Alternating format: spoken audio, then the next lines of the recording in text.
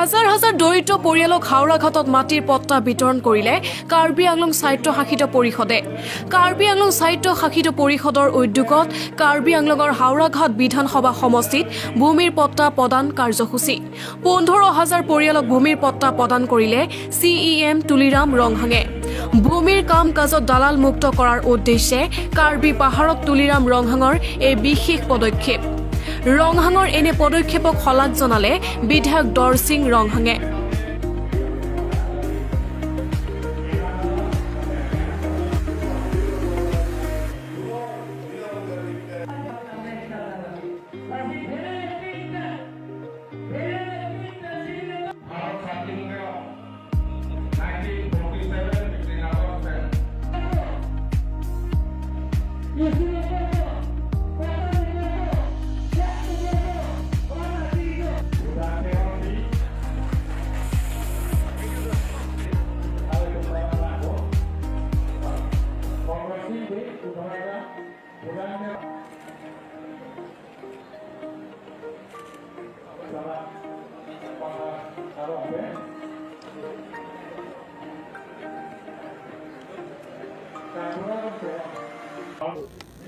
Doctor Tuliram Ronghang নেতৃত্বত team Karbi আংলঙে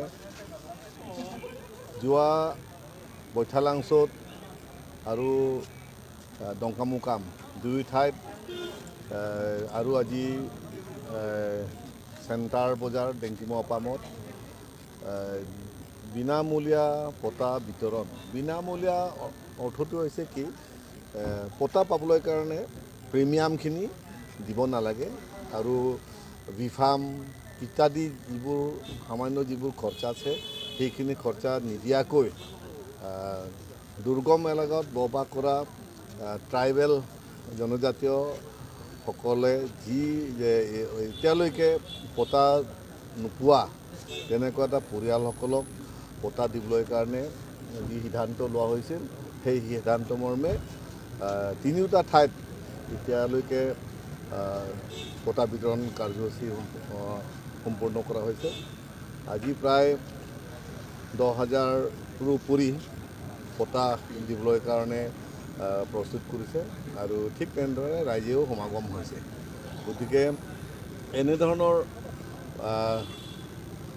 মহৎ যিটো কাৰ্যসূচী বা এটা পবিত্ৰ কাৰ্যসূচী, যিটো কাৰ্যসূচীৰ যোগেদি দুখীয়া বা অশিক্ষিত বা পিছপৰা পৰিয়ালসকলে চাৰ্কুল অফিচত আহি পটা পাবলৈ কাৰণে তেওঁলোকে বহুত কষ্ট হয়।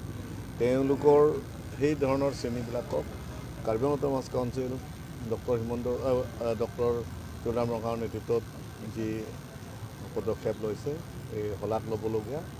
আৰু ইয়াত বিশেষকৈ আজি হাওৰাঘাট বিধানসভা সমষ্টিৰ অন্তৰ্গত MEC সমষ্টিবোৰ পৰিছে। সেই হিচাপত ময়ো এজন MLA হিচাপে বহুত ভাল পাইছোঁ, কাৰণ আমালোককো ৰাইজে পটাৰ পৰা ইত্যাদি বহুত ধৰণৰ অভাৱ অভিযোগ কথাবিলাক আমালোককো অৱগত কৰে। তাৰে ভিতৰত পটা আটাইতকৈ দৰকাৰী। পটা যিটো দিয়াৰ কাৰ্যসূচীৰ যোগেদি আমিও MLA সকলেও আনন্দিত পাইছোঁ। আমিও সুনাম ৰাইজৰ মাজত আমিও সুনাম এটা। গাঁঠিৰ বিষ হওক, কঁকালৰ বিষ হওক, ৰাজহাড়ৰ বিষ, ফ্ৰেকচাৰ, যিকোনো ধৰণৰ বিষ বা শেহতীয়াকৈ হোৱা আঘাত হওক, ইয়াৰ সৈতে আৰু জীয়াই থাকিব নালাগে। বিষে আপোনাৰ জীৱন নিয়ন্ত্ৰণ কৰিবলৈ নিদিব। আজিয়ে আহক বাবা AK মেডিকোছ সোণাপুৰ, য'ত উপলব্ধ অভিজ্ঞ অস্থিৰোগৰ বিশেষজ্ঞ ডক্টৰ PK পদ্মপতি। যিকোনো ধৰণৰ বিষজনিত আৰু আঘাতজনিত কাৰণত আপোনাৰ বাবে প্ৰতিটো সময়তে উপলব্ধ বাবা AK মেডিকোছ। সোমবাৰৰ পৰা শনিবাৰলৈ 10 বজাৰ পৰা 1:30 আপুনি পাব অস্থিৰোগৰ বিশেষজ্ঞক। ফোন কৰক আৰু বিষমুক্ত কাইলৈৰ দিশত প্ৰথম পদক্ষেপ লওক।